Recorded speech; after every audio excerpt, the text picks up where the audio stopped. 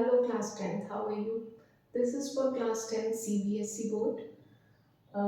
Hope you are doing good in your studies, you are studying well. तो चलिए start करते हैं. What are real numbers? Real numbers क्या होते हैं? रियल नंबर्स दो तरीके के होते हैं.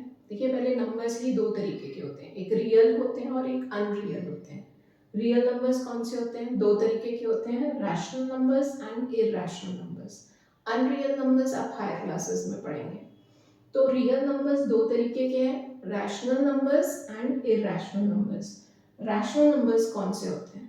रैशनल नंबर्स जिनके एग्जाम्पल्स आपको दिए हुए हैं -3, 0, 7/5, और इरैशनल नंबर्स के एग्जाम्पल्स दिए √5, √6 एंड -√2.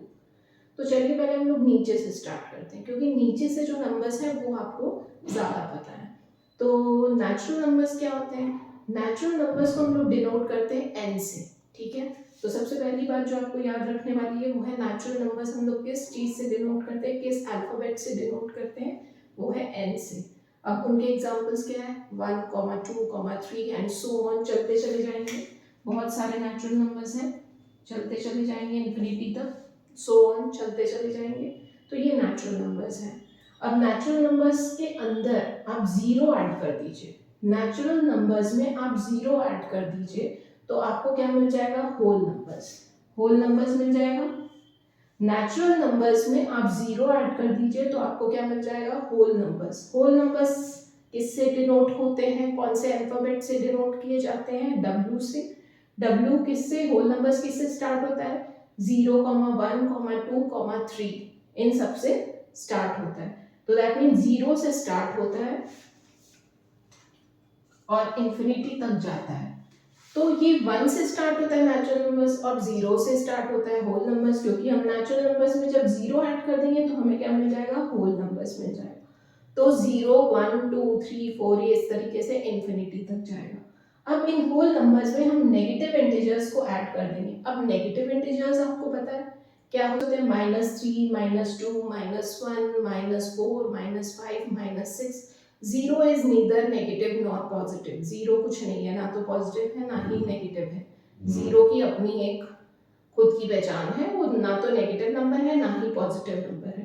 तो नेगेटिव नंबर में कौन कौन सी चीजें आती हैं? -3, -2, -1, -4, -5, -6 एंड टिल इंफिनिटी.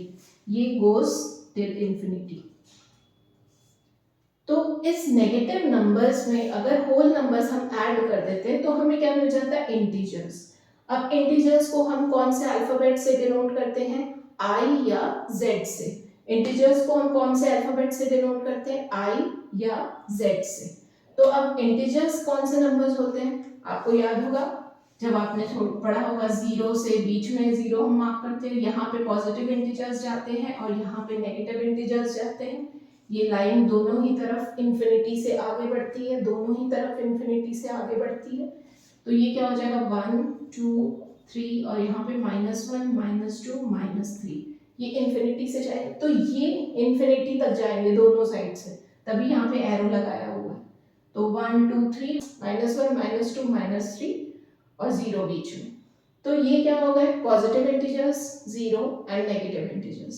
ओके, तो ये इंटीजर्स है, ये इंटीजर्स हो गए. अब आपको इन नॉन इंटीजर्स में अगर हम नॉन इंटीजर्स मिलाते हैं तो मेन चीज आपको समझनी क्या है कि इंटीजर्स में हम क्या ऐड करेंगे? Fractional part. इसको आप छोड़ दो, 7/5 कर लो इसे.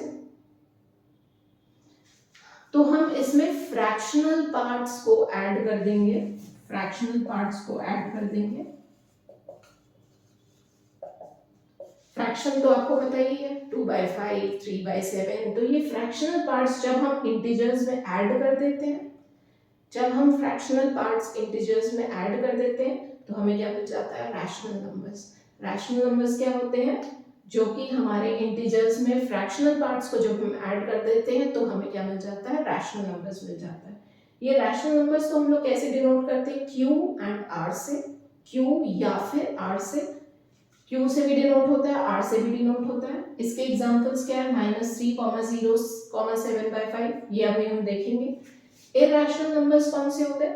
इरैशनल नंबर्स हो गए √5, √6 माइनस √2। ये रैशनल नंबर्स की मैंने एक वीडियो बनाई हुई है, आप उसे जाकर चेक कर लीजिए, उसमें आपको पूरी क्लैरिटी मिलेगी, उससे आप जाकर चेक कर लीजिए।